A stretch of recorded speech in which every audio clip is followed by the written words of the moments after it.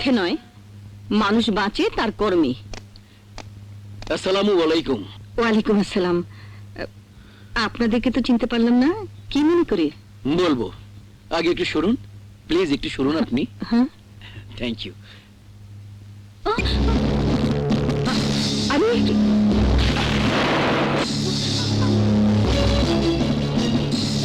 কি আশ্চর্য, অসভ্যের মতো ব্যবহার করছেন কেন? একদম চুপ। আমি জানি না আপনারা কারা, আর কেন এই বাজে ব্যবহার করছেন তাও বুঝতে পারছি না। এটা বেয়াদবির জায়গা নয়, এটা স্কুল। আমিও ভালো করে জানি এটা স্কুল, তাই চেয়ারে একজন ঝাড়ুদারণীকে বসালে ঝাড়ুদারণী আপনার মতো শিক্ষিকা হয়ে যাবে না। এটা যেমন সত্য, তেমনি আপনার ছেলের ইচ্ছা পূরণের জন্য আমার বোনকে বউ বানাতে চাইলে তার ইচ্ছাও পূরণ হবে না। আন্ডারস্ট্যান্ড?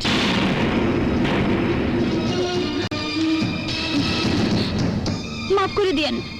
সোনার দোলনাতে শুয়ে বড় হয়েছে আমার বোন, জন্ম নিয়ে সোনার চামচে দুধ খেয়েছে।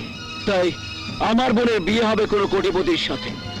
আমার বোন বউ সাজবে কোনো কোটিপতির ঘরে যাবার জন্য। আপনার মতো 10-15 হাজার টাকা বেতনের অ আ ক খ পড়ানো কোনো মাস্টারনির ঘরে যাবার জন্য না। নিচে দাঁড়িয়ে বিশাল অট্টালিকার দিকে তাকিয়ে উঁচু নিচু ব্যবধান মাপা যায় না।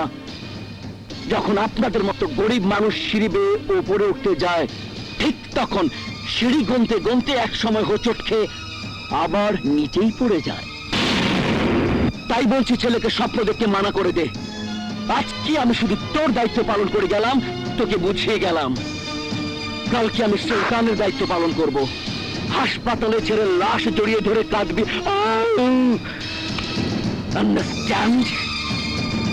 You better understand.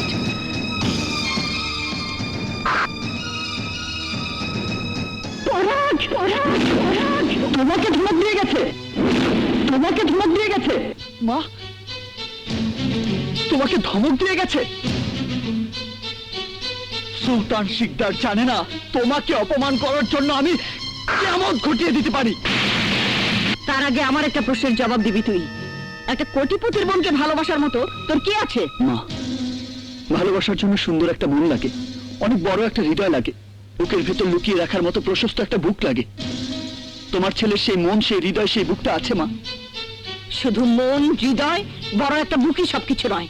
কোটিপতির বোনকে বিয়ে করে ঘরের বউ হিসেবে আনার জন্য অনেক কিছুর দরকার হয়। সেসবের কি আছে তোর? আমার ঘরে আমার মা আছে, অনেক কোটিপতির ঘরে তা নেই। আমার ঘরে আমার সেই মা আছে যে মায়ের মমতাকে, ভালোবাসাকে কোটি কোটি টাকা দিয়ে বাজার থেকে কেনা যায় না। আর তাই আমি বিশ্বাস করি যে কোনো কোটিপতির বোন তোমার মতো একটা মা পেলে আর কিচ্ছু চাইবে না।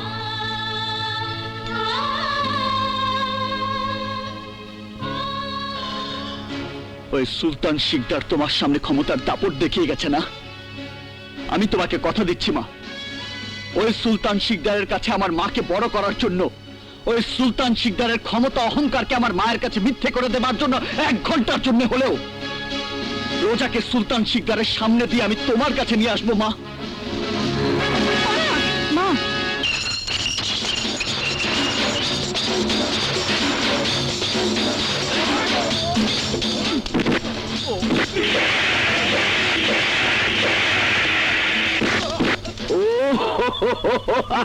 তরুণ জি বস, আমার মনে হয় কাজ হচ্ছে। হ্যাঁ বস, একদম ঠিক কথা কইছে।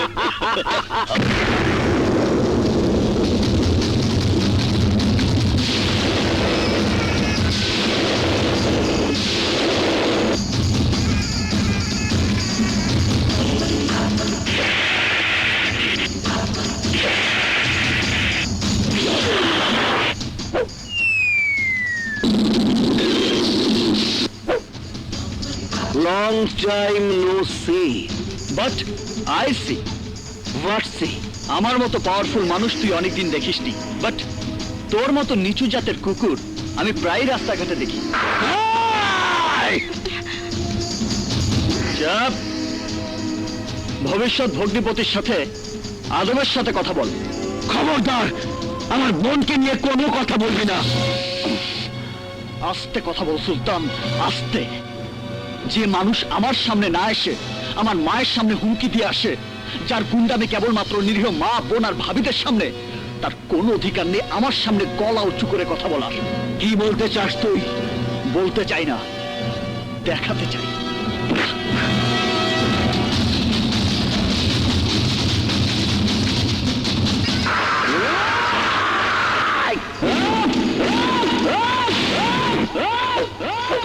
হাত নামা।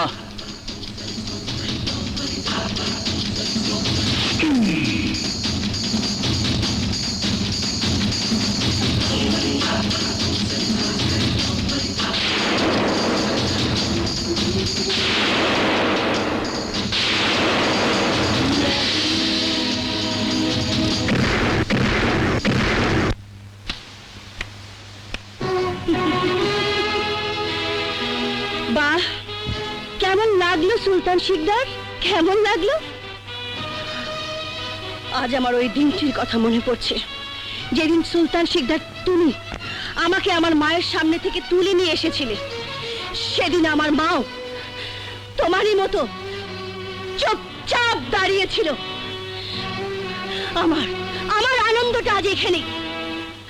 আমার মা ছিল এক অসহায় মহিলা, তাই তাই আমার মা প্রতিবাদ করতে পারেনি। কিন্তু বাঘের বাচ্চা ওই ছেলেটা সুলতান শিকদারের মতো আরেকটা বাঘকে বেড়াল বানিয়ে হিরোর মতো রোজার হাত ধরে চলে গেল।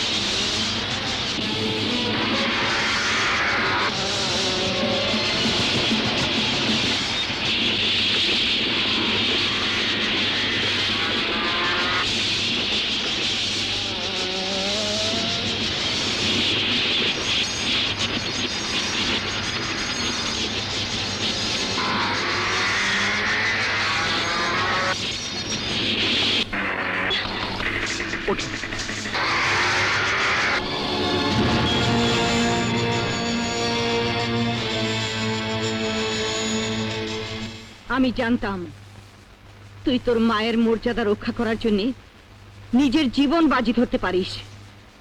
সুলতান শিকদারের মিথ্যে অহংকার মাটিতে মিশিয়ে দিয়ে প্রমাণ করেছিস তুই আমার সন্তান। তোকে আরো একটা কাজ করতে হবে বাবা। তুমি আদেশ করো মা, তুমি যা বলবে আমি তাই করব, কারণ তোমার পায়ের নিচেই তো আমার বেহেশত। তুমি আমার সেই মা যে মা আমাকে জন্ম দিয়ে পৃথিবীর আলো বাতাস দেখিয়েছে। তুমি তো আমার সেই মা, যে মায়ের সততা আর আদর্শ আমার সারা জীবনের অহংকার। আমার জীবনে আল্লাহর পরেই তোমার স্থান। বলো মা, বলো আমাকে কি করতে হবে? রোজাকে ওর ভাইয়ের কাছে ফিরিয়ে দিয়ে আসবি। না মা, না, আমি আর ফিরে যাব না, তাহলে আমার স্বপ্ন ভেঙে যাবে।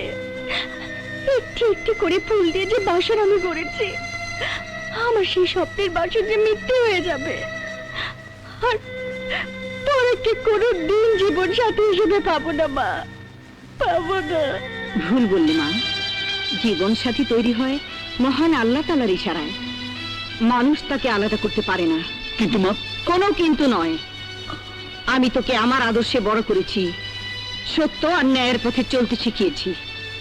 যে আদর্শ তোর সারা জীবনের গর্ব, রোজাকে জোর করে ছিনিয়ে আনলে সেই গর্ব তোর গ্লানিতে পরিণত হবে। তুই যদি আমার সন্তান হয়ে থাকিস, তাহলে রোজাকে ফিরিয়ে দিয়ে সুলতান শিকদারকে চ্যালেঞ্জ করে আয়। রোজাকে তুই সেদিনই গ্রহণ করবি যেদিন সে তোকে যোগ্য মনে করে স্বেচ্ছায় রোজাকে তোর হাতে তুলে দেবে। যদি তুলে না দেয়, সেটাই হবে পরাগের জীবনে সবচেয়ে বড় চ্যালেঞ্জ, বড় যুদ্ধ। সেই যুদ্ধে জয়ী হয়ে ওকে প্রমাণ করতে হবে সন্তানের জীবনে মায়ের আদর্শই সবচেয়ে বড়। তাই হবে মা, তোমার আদেশ আমি মাথা পেতে নিলাম।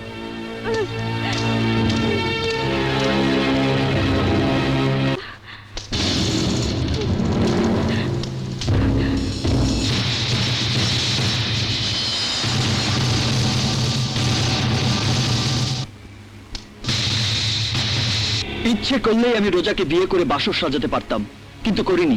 কেন করিনি জানেন? আমার মায়ের আদেশে। আমার মা আমার কাছে বেহেশত। আমার জীবনে মায়ের আদেশ সবচেয়ে বড়। সেই মায়ের আদেশে রোজাকে আমি আপনার কাছে ফিরিয়ে দিয়ে গেলাম। যেদিন আপনি নিজ হাতে রোজাকে আমার হাতে তুলে দেবেন, সেই দিনই ওকে বিয়ে করে আমি ঘরে তুলে নেব। যদি না দেই, দেবেন, এবং আপনি নিজ হাতে রোজাকে আমার হাতে তুলে দেবেন। And this is my challenge, challenge, challenge, challenge, challenge.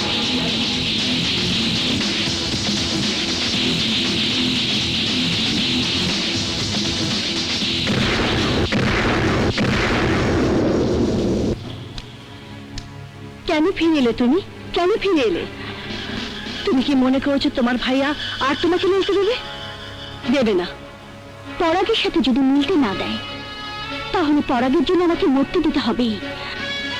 এর মধ্যে কোনো ভুল নেই। শুধু আমি দেখতে চাই কে হারে আর কে জিতে।